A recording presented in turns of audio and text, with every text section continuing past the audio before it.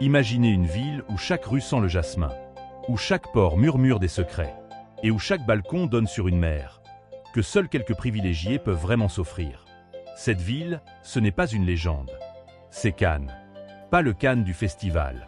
Pas celui des paillettes, des flashs, ni des tapis rouges. Le vrai Cannes.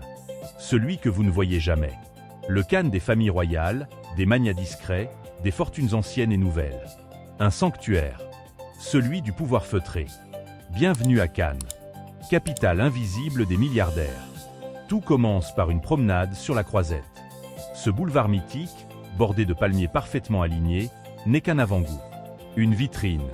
Les touristes y voient Chanel, Dior, Louis Vuitton.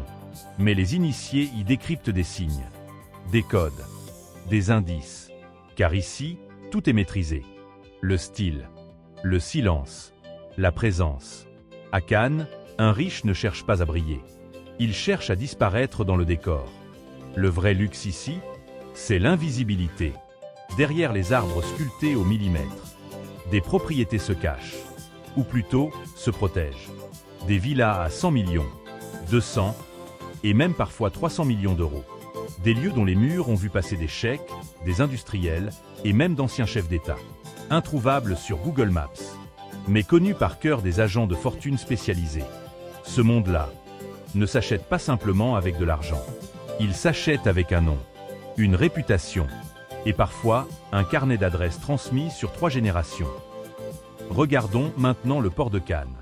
À première vue, ce sont des bateaux. Mais quand on s'approche, chaque yacht devient une forteresse flottante. À l'extérieur, chrome impeccable, bois verni, ligne parfaite. À l'intérieur, spa, cinéma privé, cave à grand cru, staff en uniforme. Certains ont leur sous-marin, d'autres, un mini-hôpital. Parce que pour ces milliardaires, tout doit être possible. Comme sur Terre. Un yacht ici ne coûte pas 20 millions. On parle de 200, parfois 500 millions d'euros. Et l'entretien, parfois 15 millions par an. Mais ces chiffres, ici, personne ne s'en étonne. Ils font partie du paysage. Ce que peu de gens savent, c'est que Cannes est aussi un paradis fiscal. Et de la discrétion. Les holdings familiales croisent les sociétés offshore. Les villas, détenues via des sociétés opaques basées à Jersey, au Luxembourg ou à Singapour. Derrière chaque mètre carré, une architecture juridique aussi précise qu'une montre suisse. Et c'est exactement pour ça que les plus riches viennent ici. Pas seulement pour la mer, mais pour le silence. À Cannes, on ne crie pas sa fortune. On l'orchestre. Les voitures, toujours sans plaque personnalisée.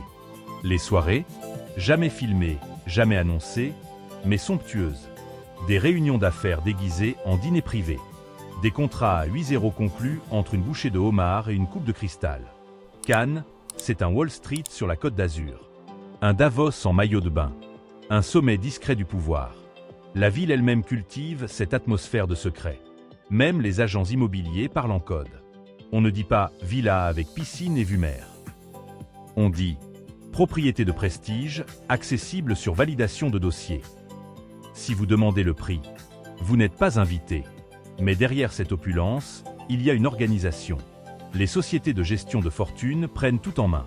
Yacht, chauffeur privé, sécurité, chef privé, gouvernant trilingue et même cours de méditation au lever du soleil. Tout est prévu. Même l'empreinte carbone. Certains milliardaires achètent des forêts entières en Norvège ou en Finlande pour compenser leur jet privé, sans jamais mettre un pied dans ces pays. Mais ce luxe, aussi extrême soit-il, a un prix. Et ce prix, c'est la solitude. Dans cette bulle dorée, les liens sincères sont rares. Tout le monde sourit. Mais personne ne se connaît vraiment. Les enfants sont éduqués à distance. Les amis sont ailleurs. Les voisins, vous ne les connaissez même pas. Alors, pourquoi rester? Parce que Cannes offre ce qu'aucune autre ville ne garantit. La beauté, la sécurité et surtout, l'anonymat. Chaque été, les mêmes visages reviennent. Pas sur les écrans, pas dans les magazines, mais à l'arrière d'un yacht, dans un salon privé du Majestic, ou à la table d'un chef étoilé, privatisé pour deux. Pas pour briller, mais pour influencer. Cannes n'est pas une ville de célébrité. C'est une ville de stratégie. Une place forte. Pour les empires familiaux. Pour les multinationales sans visage. pour les fortunes liquides en quête d'un refuge au soleil. Et vous, si vous deviez choisir un endroit pour vivre votre richesse, sans jamais avoir à le prouver, ce serait où? À Cannes, bien sûr. Mais on ne vous pose jamais cette question. Parce qu'ici, tout le monde connaît déjà la réponse.